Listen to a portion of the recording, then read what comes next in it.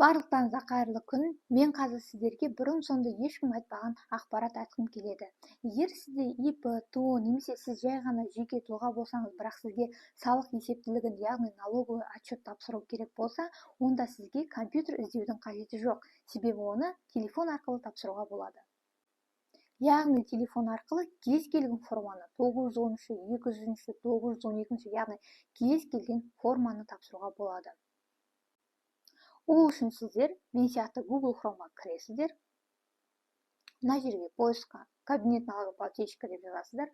Бірінші ашылған кабинет kgd.kz сайтына кіресіздер.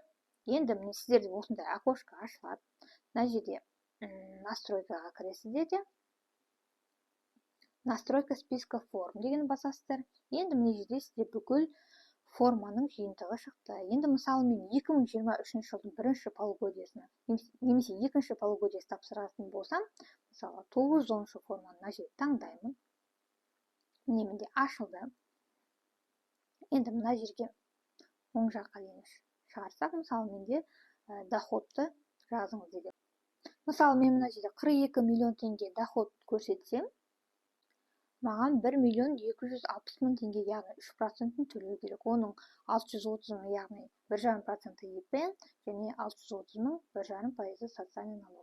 Енді астына түссек, социальный отчисление үшін налогты жазсақ, мысалы 70.000 менде, 70.000, 70.000. Келесі, мына жерде 70.000. Мына жерде 70.000, мына жерде 70.000. Так, жазып, енді екінші страницаға барсақ.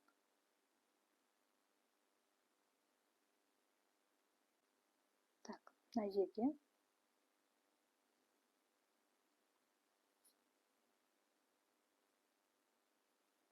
пенсионка бойынша доход жазасыздар.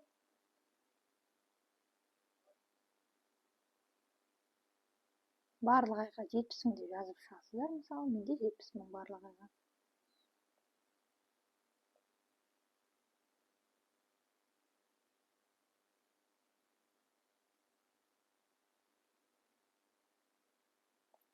Так, мінекей.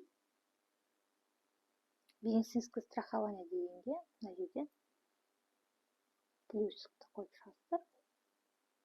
Немесе сумманы жазуға 4.900.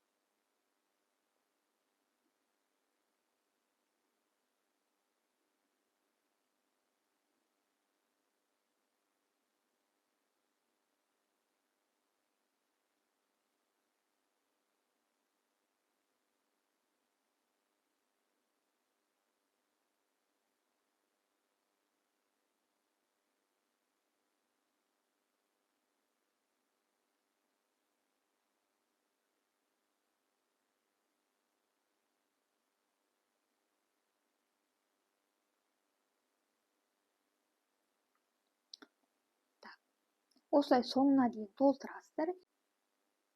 Міне дәл осылай толтырып шығасыздар соңына дейін өздеріңіздің көрсеткіштеріңіз бойынша.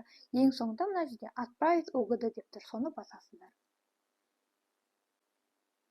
Егер сізде дәл осылай мен сияқты компьютерсіз телефонның көмегімен ғана кез келген ИП, ТО немесе жеке тұлғаның отчетін тапсырғыңыз келсе, онда менің Instagram және YouTube каналыма тіркеліңіз.